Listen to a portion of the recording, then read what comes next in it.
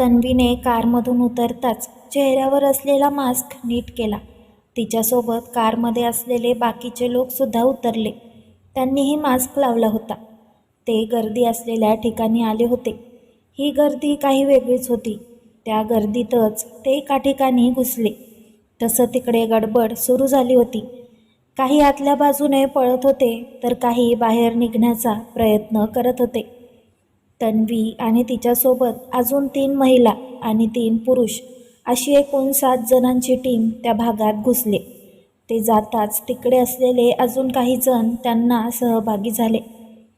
ते एकूणच 10-12 जण होते. आजूबाजूला कुठेही न बघता ते एका ठराविक 3 मजली बैठी चाळ टाईप असलेल्या इमारतीतील एका गेटमध्ये घुसले. त्यांच्या चालण्यात एक वेगळाच रुतबा होता. चालण्यातला कॉन्फिडन्स सांगत होता की इथे ते जे काही शोधायला आले आहेत त्याबद्दल त्यांना आधीच माहीत आहे. तो मेसेज आल्यापासून आदित्यच्या चेहऱ्यावरचा रंगच उडाला होता. टेन्शन त्याच्या चेहऱ्यावर स्पष्ट दिसत होतं.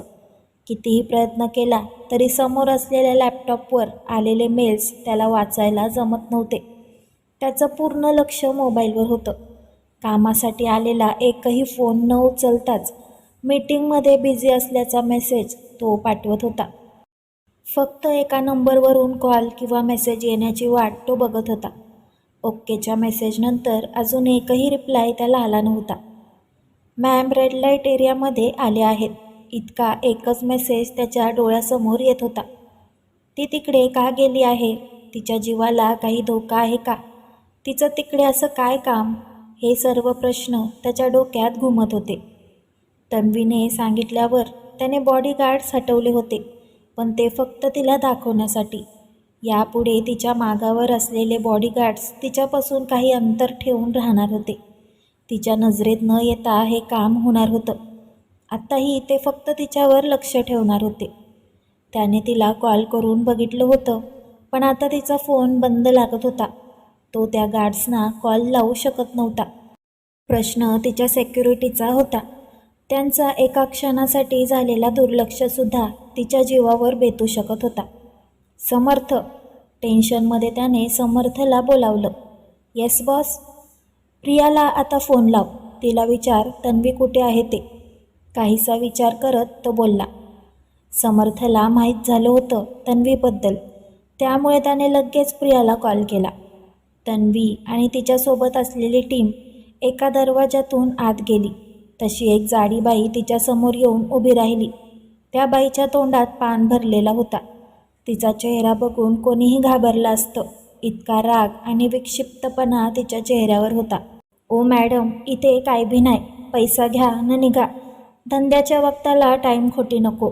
तिकडेच बाजूला तोंडात असलेली सुपारी थुकत ती बोलली. नवीन मुलगी कुठे आहे? तन्वीने विचारलं. तिच्या आवाजात आणि नजरेत करारीपणा होता. इथं कोण बी नवं नाही. तोंडात पान ठुसत ती बाई परत बोलली. त्यानंतर मात्र तन्वीने तिला काहीही न सांगता डोळ्यांनीच तिच्यासोबत असलेल्या टीमला इशारा केला.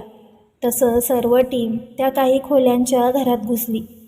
सर्व रूम शोधत ते जिच्यासाठी इथे आले होते तिला शोधत होते. बाकी कोणाशी त्यांना घेणं देणं नव्हतं. बाकी कोणालाही त्यांनी पकडलं नव्हतं की काही करण्यापासून अडवलं नव्हतं. खूप शोधून पण त्यांच्या टीमला कोणीही सापडलं नाही. पण तन्वीची नजर चौफेर फिरत होती. तिकडे असलेल्या एकीने सर्वांच्या नकळत तिला काहीतरी इशारा केला. तन्वीने तो इशारा समजून परत शोध मोहीम सुरू केली. अर्ध्या तासाच्या शोधानंतर त्यांना एका बाथरूममध्ये बाथटबमध्ये असलेली एक मुलगी दिसली. तन्वीच्या टीमने लगेच तिला बाहेर काढलं. तिचे हातपाय आणि तोंड बांधलेले. बाथटबमध्ये ठेवल्याने तिचे कपडे पूर्ण भिजलेले. साधारण 20-25 वर्षांची ती मुलगी वाटत होती. रडून डोळे सुजले होते. रडल्यामुळे चेहरा काळवडला होता. थोडाफार मारल्याचं सुद्धा समजलं होतं. हिला आत्ताच बांधून ठेवलं आहे. जास्त मार्क दिसत नाही अंगावर. तन्वीसोबत असलेल्या टीममधील एकीने तिचे बांधलेले हात सोडवत सांगितलं. तू तिला असं घेऊन नाही जाऊ शकत. म्या पैसा मोजलाय तिच्यासाठी. ती मगासचीच बाई रागात बोलत त्या मुलीला पकडायला पुढे झाली. पुढे होतानाच त्या बाईने कोणाला तरी डोळ्यांनी इशारा केला. त्या बाईच्या पुढ्यात तन्वी उभी राहिली. त्या बाईच्या इशाराने मारायला पुढे झालेल्या गुंडांना तन्वीच्या टीममधील माणसांनी मागच्या मागे पकडलं. हे बघ, तुझं काम बंद नाही करत आहे मी. तुला जे करायचं आहे ते कर, पण एक लक्षात ठेव, जबरदस्ती कोणाला आणलंस तर मी मागे येणार आणि परत परत येणार. कायम लक्षात ठेवायचं, तन्वीने तर्जनी दाखवत सांगितलं. लय महागात पडेल तुला, तोंडातला पान बाजूला थुकत ती बाई बोलली. पिक्चरातला डायलॉग मारू का आता? सस्ते चीजों का शौक हम नहीं रखते वाला. परत तू हा डायलॉग मारला ना तर तुला पण आत टाकेन, तन्वीने धमकी दिली. एक लक्षात ठेव, जे काम करतेस ना ते कर, पण जर कोणाला जबरदस्तीचं या कामात आणलंस तर याद राख. तन्वीसोबत असलेल्या टीममधून एक लेडीज पुढे होत रागात बोलली. जर तुम्हाला वाटत असेल की तन्वी आणि तिची टीम तिकडे असलेल्या सर्वांना बाहेर काढेल तर तसं नाही. ती फक्त ज्यांच्यावर अन्याय होतो त्यांना वाचवते. काही स्त्रिया स्वखुशीने किंवा काही कारणांमुळे स्वतः हे काम निवडतात. त्यांना कोणीही कितीही काही केलं तरी ते हे सोडू शकत नाही. त्या मुलीला घेऊन ते सर्व बाहेर पडले. तन्वीने जाता जाता एका मुलीकडे एका क्षणासाठी बघितलं आणि तडक बाहेर निघून गेली. तिला समजतं कसं काय, नवीन माल आलाय, पुरा धंद्याची वाट लावते. आधीच 2 दिवस कोणी बी गिराईक आलं नाही. आली की नवीन माल घेऊन जाते. ऐ चंदा, पान बनव, चुना जास्त लाव, परत बाजूला थुकत ती बोलली. तन्वी आणि तिच्या टीमला शिव्या घालत तिने तोंडात पान कोंबला. जा कमला, बघ कोणी नवा मजनू भेटतो का?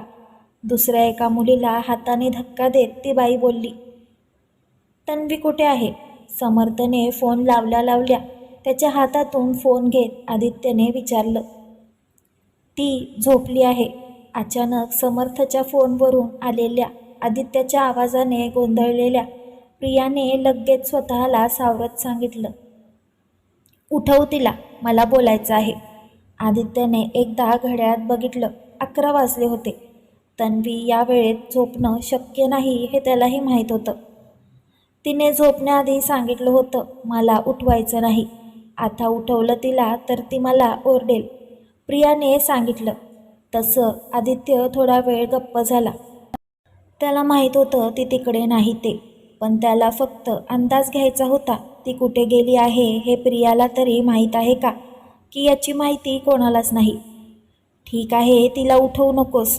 मी आता व्हिडिओ कॉल करतोय, तो रिसीव कर, मला तिला बघायचं आहे. आदित्य शांतपणे सांगतो आणि थांबतो. त्याला माहीत होतं ती नकार देईल.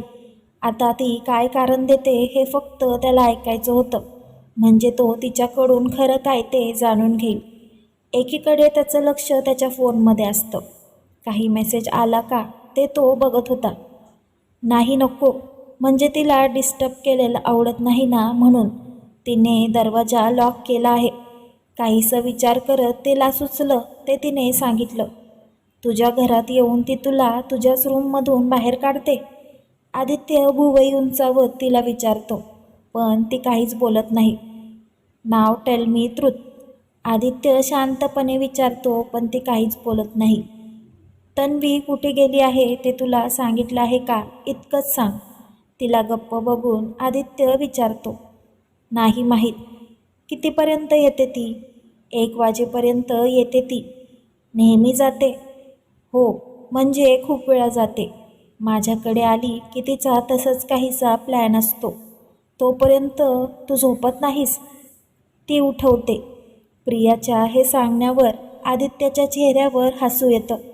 नकळत तन्वीचा अलाराम त्याला आठवतो. पुढे काहीही न विचारता तो ओके बोलून फोन ठेवून देतो. आदित्य फोन ठेवताच समर्थ प्रश्नार्थी नजरेने त्याला बघतो. कसं विचारायचं ते त्याला कळत नसतं. माझा अंदाज खरा ठरला. प्रियालासुद्धा माहीत नाही ती कुठे आहे ते, आदित्य एक उसासा टाकत बोलला. त्यांचं काय काम असेल तिकडे? समर्थने विचारलं. बघू, समजेलच. 12:15 वाजता तन्वी आणि तिची टीम त्या बिल्डिंगमधून बाहेर पडते. सोबत ती मुलगीसुद्धा असते. हिला घेऊन जा, बघा काय सांगते ते, नंतर सोडा तिला तिकडे, तन्वी सांगते. थँक्यू मॅडम, तुम्ही आम्हाला मदत करता, त्या टीममधील एक जण तिला बोलली. तसं तन्वी फक्त हसली. ते सर्व त्या मुलीला घेऊन इको कारने निघून गेले. तन्वी तिकडे आधीच असलेल्या त्यांच्या टीम मेंबरच्या बाईकवर बसून निघून जाते. इकडे 12:30 वाजता आदित्यचा फोन वाजतो. तो नुकताच घरी आला असतो. उशिरा आल्याने सर्वच झोपले होते. तो मेसेज किंवा कॉलची वाट बघत जागाच होता. काही समजलं का? पहिल्याच रिंगला कॉल उचलत त्याने विचारलं. खूप प्रयत्नांनी त्याने त्याचा आवाज नॉर्मल ठेवला होता. ओके, ठीक आहे, आदित्य फोन कट करत बोलतो. थोडा वेळ काही विचार करून तो कुठेतरी जायला निघतो. इथे तन्वी काही वेळात प्रियाच्या इथे पोहोचते. तिला सोडायला आलेल्या व्यक्तीला थँक्यू बोलून ती गेटच्या इथे जाते. तर एक बाईक तिला आडवी येऊन तिच्यासमोर थांबते. अचानक बाईक समोर आल्याने ती थोडी घाबरून मागे होते. पण बाईकवर असलेल्या माणसाने हेल्मेट काढलं तसं ती तिकडेच गप्प उभी राहते. Let's go for a long drive, ती समोरची व्यक्ती विचारते. तुम्ही माझ्या मागे गार्ड्स लावले होते? समोरच्या व्यक्तीला बघून रागात तन्वी विचारते. मला इथे वाद घालायचा नाही, सो नाव लेट्स गो, ती व्यक्ती स्वतःला शांत ठेवत विचारते. हे बघा आदित्य, मी आता कुठेही येणार नाही, समोर अचानक आलेल्या आदित्यकडे बघत ती रागात बोलते. मला थोडं बोलायचं आहे. नजरेत असलेला राग आवाजात न आणता तो बोलतो. त्याच्या नजरेत असलेला राग तन्वीला जाणवत असतो, पण ती त्यावर काहीही रिॲक्ट नाही करत. मी तुम्हाला घाबरत नाही, सो मला तुमचा राग दाखवू नका, त्याच्या डोळ्यांकडे बोट दाखवत ती रागात बोलत असते. पटकन बस, आपल्याला लेट होतोय, तिच्या बोलण्याकडे दुर्लक्ष करत तो बोलतो. मला उद्या ऑफिस आहे, आधीच उशीर झाला आहे, उद्या बोलू, ती दुसरीकडे बघत बोलते. इतका उशीर झाला आहे ना, मग अजून थोडा झाला तर काही बिघडत नाही. मला तुमच्यासोबत कुठेही यायचं नाही. तसंही मी आधीच सांगितलेलं, मी प्रियाकडे जाते, सो प्लीज लेट मी गो, तन्वी बाजूने जात बोलली. जोपर्यंत मला कळत नाही तू तिकडे का गेलेली, मी तुला जाऊ देणार नाही. आत निघून गेलीस तरी मला आत येता येतं. मी तुम्हाला उत्तर देण्यासाठी बांधील नाही. मी कुठे जाते, काय करते, त्यात तुम्ही मध्ये पडायची गरज नाही. ठीक आहे, मला नको सांगूस, मॉम डॅडला सांग. ॲड्रेस माहीत आहे ना, की देऊ, तन्वी शांतपणे बोलते. तसं आदित्य रागात बाईकवरून उतरतो. का उगाच नको ती कामं करत असतेस, तिच्या जवळ जात तिचा हात हातात पकडून जवळ ओढत तो रागात विचारतो. त्याच्या अशा जवळ ओढून रागात बोलण्याने ती थोडी गोंधळली होती. हे बघा, तुम्ही असं मला जाब नाही विचारू शकत, ती थोडं अडखळत बोलते. तो काहीच न बोलता रागात तिच्याकडे बघत असतो. तुम्ही गार्ड्स का ठेवले, मी नाही सांगितलेलं ना, स्वतःला सावरत ती बोलते. जर मी तुला विचारू शकत नाही तर मी काय करायचं तेही तुम्हाला सांगायचं नाही. मला जे पाहिजे ते मी करेन. अजूनही त्याने तिला घट्ट पकडून ठेवलं असतं. आदित्य, सोडा मला, माझा हात दुखतोय, आपण गेटच्या इथे आहोत, कोणी बघितलं तर उगाच प्रॉब्लेम होईल. त्याच्या हातून हात सोडवण्याचा प्रयत्न करत ती बोलत होती, पण त्याची पकड इतकी मजबूत होती की तिच्याने सुटत नव्हती. जोपर्यंत तू मला सर्व सांगत नाहीस तोपर्यंत मी तुला आत जाऊ देणार नाही. आदित्य अजून तिला जवळ ओढून तिच्या तोंडाजवळ तोंड नेत बोलतो. ओके फाईन, सांगते. आदित्य गप्प बसणार नव्हता हे तिला माहीत होतं, सो ती सर्व सांगायला तयार होते. गुड, आदित्य हात सोडत बोलतो आणि बाईकवर जाऊन बसतो. मी प्रियाला सांगून येते, ती आत जात बोलली. कॉल करून सांग किंवा मेसेज टाक, तिला आत जाताना बघून तो बोलला. माझा फोन बंद आहे, यात नंबर सेव्ह आहे, त्याचा फोन पुढे करत तो बोलतो. तसं तन्वी एक भुवई उंचावून त्याला बघत असते. डू इट फास्ट, तिच्याकडे दुर्लक्ष करत आदित्य परत सांगतो. तसं ती काहीही न बोलता तिला कॉल लावून सांगते. तिकडून ती आदित्यसोबत घरीच जाणार असल्याचं सांगून फोन ठेवून देते. आदित्य आणि तन्वीचा पहिला लॉंग ड्राईव्ह रोमॅन्टिक असेल की भांडणारा असेल, कमेंट करून नक्की सांगा. आणि हा भाग आवडला असेल तर व्हिडिओला लाईक करा, शेअर करा. धन्यवाद.